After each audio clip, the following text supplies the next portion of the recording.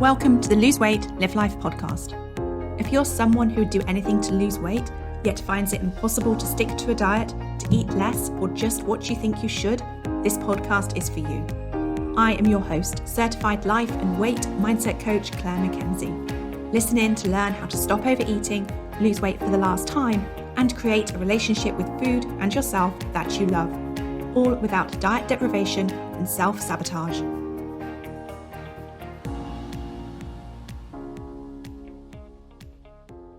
Hi everyone, and a very warm welcome to episode number 89. So I'm recording this podcast on the 1st of June, the day before the Platinum Jubilee celebrations begin here in the UK. I had contemplated talking to you about special occasion eating, but then realised I already talked about that on podcast episode number 35, which is called Special Occasions and Getting What You Want. So if you're wondering how to approach a special occasion, or if you're listening to this episode early on Friday, June the 3rd, and you've maybe some special events happening over the weekend, do go check out the episode now and put together a plan that will help you show up as the person who has the relationship with food that you desire this weekend. But today, I'm talking to you about thought upgrades.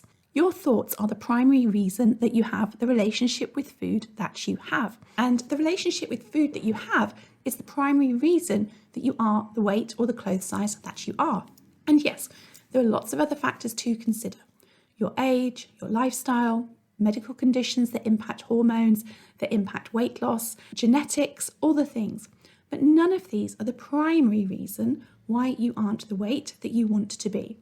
The primary reason is a relationship you have with food, and the primary determinant of the relationship you have with food are the thoughts that you think about food, about yourself, and about your life. And this month in the Lose Weight, Live Life Academy, we are doing daily work to help you identify thoughts that may be hindering your weight loss and helping you to upgrade those thoughts to ones that will help you. But even if you're not in the academy, you can do this work too. Listen to this podcast with a journal and notebook in hand and pause it to take notes and think about something that you can take away from the examples that I give by thinking on purpose. How does this apply to me? Where in my life am I doing something analogous to this? Many of you podcast listeners, tell me how you notice brilliant mindset shifts that help you to lose weight just from listening to this podcast. And that is brilliant. And I want you to know that you will get even more traction if you apply what you learn on these podcasts by taking action. And the first step to taking action is often to get what you learn out of your head and down on paper so that you can examine it from a totally different and new perspective. And so today, whether you are in the Lose Weight, Live Life Academy or not, I want you to consider 4 things to do with your thoughts. And they are, number 1 is the awareness that you have of them. So I want you to consider the awareness that you have of your thinking. And I'm going to give you some examples and we're going to talk through these 4 steps. Number 2 is the understanding and truly seeing them for what they are. Number 3 is then upgrading your thinking. And number 4 is seeing the effects of those upgraded thoughts and acknowledging and appreciating yourself for doing the work.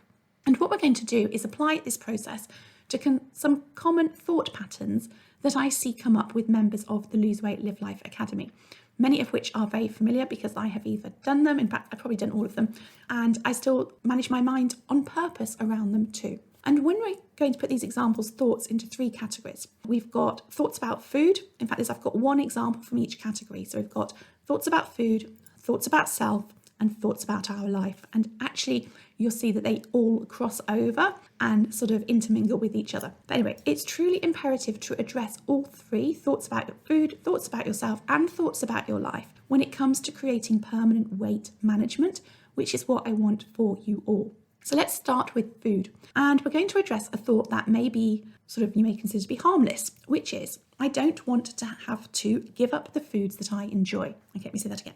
I don't want to have to give up the foods that I enjoy. And I want you to start with this thought because I think that so many of us think it, believe it, and it keeps many of us from moving forward on our weight loss journey, whether we consider that to be getting started or we consider we're maybe a little bit stuck. I want you to consider that you never have the luxury of waiting to get started on your weight loss journey. You are not waiting to get on the bus or the train. You are already on it and it's already moving. That bus or train journey is your life. And the days and weeks and months and years will continue to pass whether you are working at creating the relationship with food that you want or not. And all of us only have one life. So please don't spend time waiting to be the person that you want to be in the life that you want to have. And I don't say that because I want you to judge yourself in any way. In fact, it's the opposite. It's totally the opposite. It's about accepting yourself as you are whilst enjoying steps to become even more of who you want to be. Showing up as the version of me that I want to be, whilst not judging myself for being the person that I think I am, is my daily work, and that is a beautiful thing. Learning to appreciate yourself as you are whilst you become the person you want to be is not easy work because we're so conditioned to judge ourselves. But I promise you it is worth it. Okay, just a little side note there. Let's bring this back to what we're talking about. The thought I don't want to have to give up the foods that I enjoy. And I could do a whole podcast episode on this thought alone. So the first thing is to be aware that you're thinking this thought. Now, you may not consciously hear this as a thought. A thought is a sentence in your mind. You may be aware of a feeling. You may be aware of feeling deprived or feeling confused or feeling conflicted, maybe when you're planning what you're going to eat. You may just have a sense that you cannot eat the way that you want to eat. And that's really understandable, isn't it? We can all understand why we might be thinking that way. But the first thing I want you to think about is some version of this thought and how it is showing up in your life. I encourage all of you to answer this question. Even those of you who have been listening to this podcast for a while, or who are in the Lose Weight, Live Life Academy, who think that you don't think this way anymore, ask yourself, how is it true that I still have some thoughts aligned with this way of thinking, that I'm not able to eat the things I want to eat in order to lose weight? Okay, so first of all, you're going to be aware of that thought. Now I want you to dig in and really understand what it is that is going on for you when you have some version of that thought. So number 2 is understanding this thought and truly seeing it for what it is. So the thought again, I don't want to have to give up the foods that I enjoy. It seems like such a reasonable thought. You're likely listening to this podcast because you're a different weight to the weight that you want to be. And it would seem very reasonable that you think in order to lose weight, you have to stop eating foods that you enjoy. And this thinking will have been very much fueled by previous diet experiences. But let's break this thought down. First, as a grown human adult, you do not have to do anything that you don't want to do. Secondly, you don't have to give up any food that you truly enjoy in order to lose weight. If you love ice cream, you can lose weight and still have ice cream. The same is true for chocolate, for crisps, for biscuits, for cake, for wine, for gin and tonic. You don't have to give up any foods and drink that you enjoy to be the weight that you want to be. But if we think about it, most of us who are overweight aren't overweight because we eat food purely for the pleasure it gives us. Most of us are overweight because we eat to feel better. We eat when we're bored, when we've got through a stressful meeting at work, when we're celebrating, when we're feeling negative emotion that we don't know what to do with it, when we've had a hard day and want to use food to relax or treat or reward ourselves. All of these types of eating are not us eating food purely for the enjoyment of the food. It's us eating food to help us to feel better about ourselves and our lives. And that's also very useful to know, and it doesn't mean there's anything wrong with us. It's a way that we humans have evolved in the world in which we live today. Okay, so this is what it looks like to see this thought for what it is. Okay, that was step number 2. It's understanding that the reason that we're eating, the reason that we're overeating, the reason that we are emotionally eating isn't because we absolutely desire all of the foods that we tend to eat for emotional reasons and that we overeat. So step number 3 is to find an upgraded thought. This looks like you noticing when you think the thought, I don't want to have to give up the foods that I enjoy, and saying to yourself, okay, brain, I see you. I get why you're thinking that way, brain, but it's okay. We don't have to give up foods that we enjoy in order to lose weight. What I want you to remember, brain, is that we get to discover which foods we truly enjoy and think about how we want to eat them. We get to think about the person we're becoming, the person who is the weight we want to be, who has the relationship with food that we want. And we get to decide how we, because we already are that person, choose to eat the foods that give us the most pleasure and how we want to incorporate them into our life in a way that enables us both to lose weight and then be the weight that we want to be.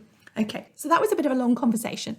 But I just wanted you to see how talking back to yourself, how talking to your brain in a way that is, compassionate, but also purposeful, how it can be a useful thing to do. And I really would encourage you to have these conversations with yourself.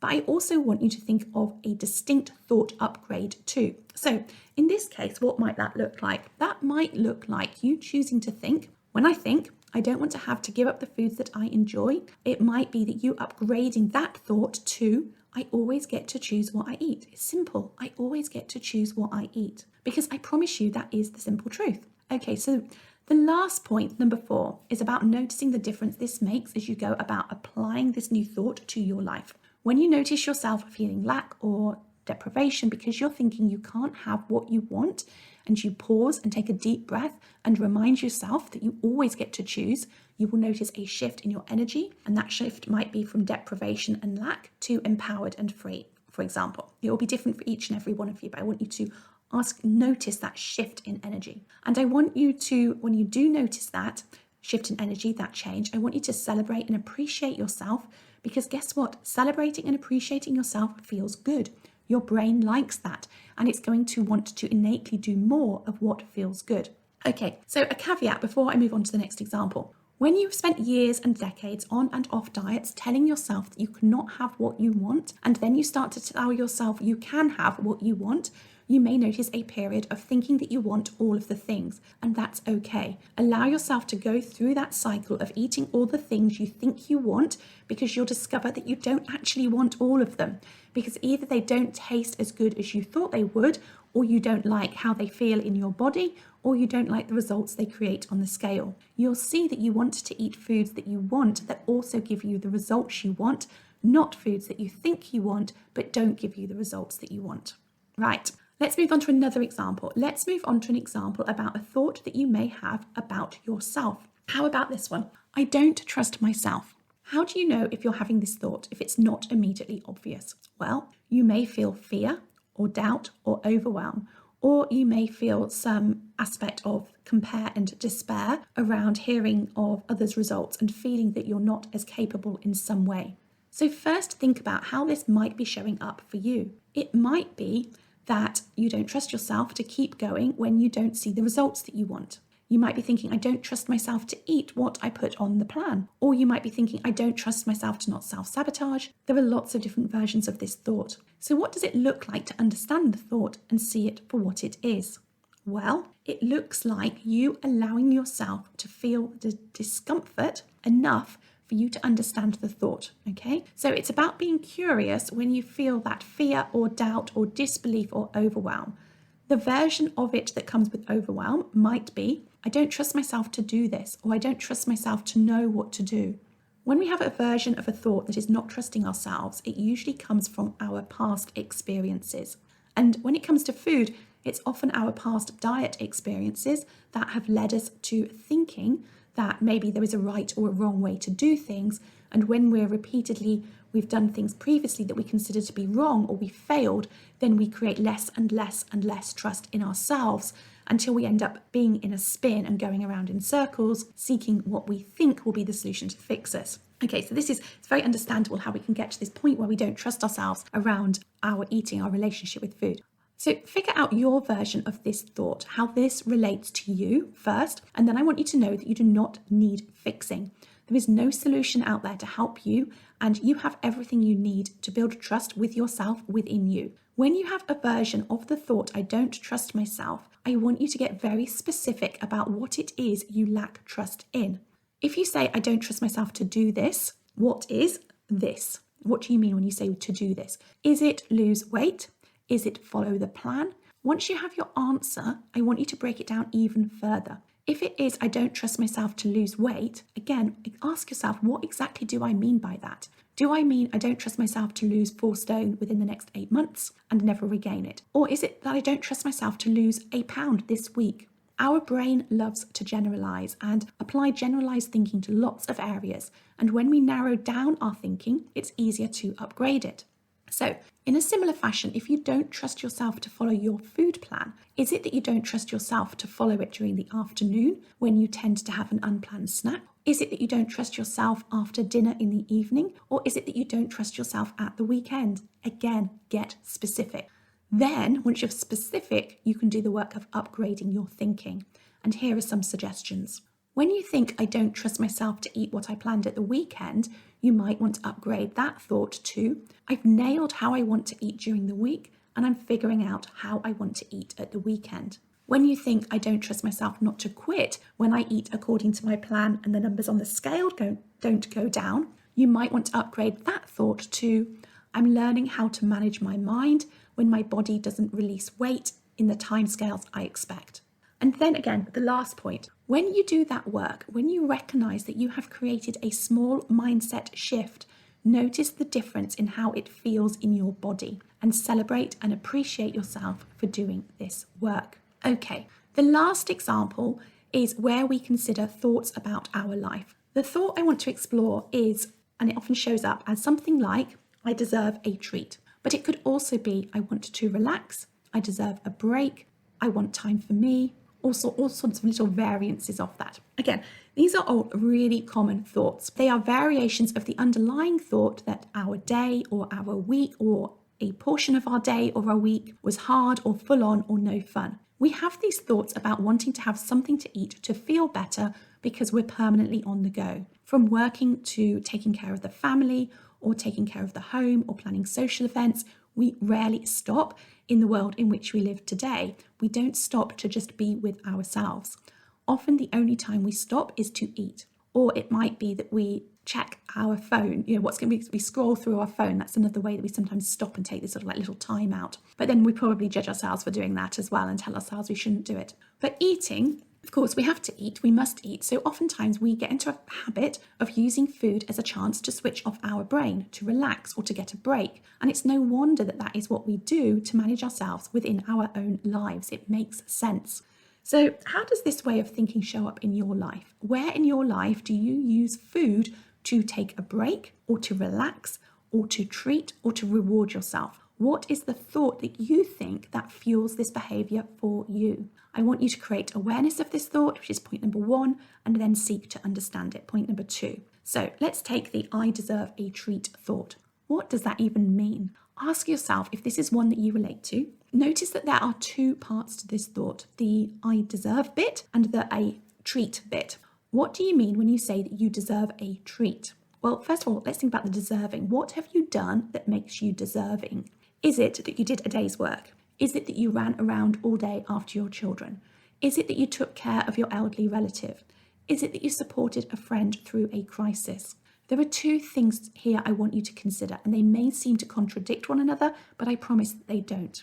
Number 1, why does whatever it is that you've done make you deserving? Why are you deserving after a day at work? Why are you deserving after cleaning the house? The reason I want you to look at this is because often what we truly mean here is not that we are deserving, but that we have been experiencing negative emotion, and we want the opportunity to stop feeling that negative emotion by eating. And sometimes it may not be a negative emotion, it could be an unwanted sensation, such as being physically tired. It might be that we're feeling depleted or frustrated or emotionally drained. And so we think that because we're feeling that way and we have suffered the experience of that negative emotion, we deserve to treat ourselves. This is such important work, and it goes to highlight the relevance of why life coaching is so fundamental to help you create the relationship with food that you want. Because if you can pinpoint the emotion and pinpoint the thought that creates that negative emotion and address that thought, which is a few layers deeper than the one I deserve a treat, then you don't even have to address the treat and food part. You're really taking care of things at the causal level. So if in doing the awareness of the thought with this work, you uncover thoughts such as, I don't enjoy working for my new boss. I wish I didn't have to take care of this elderly relative.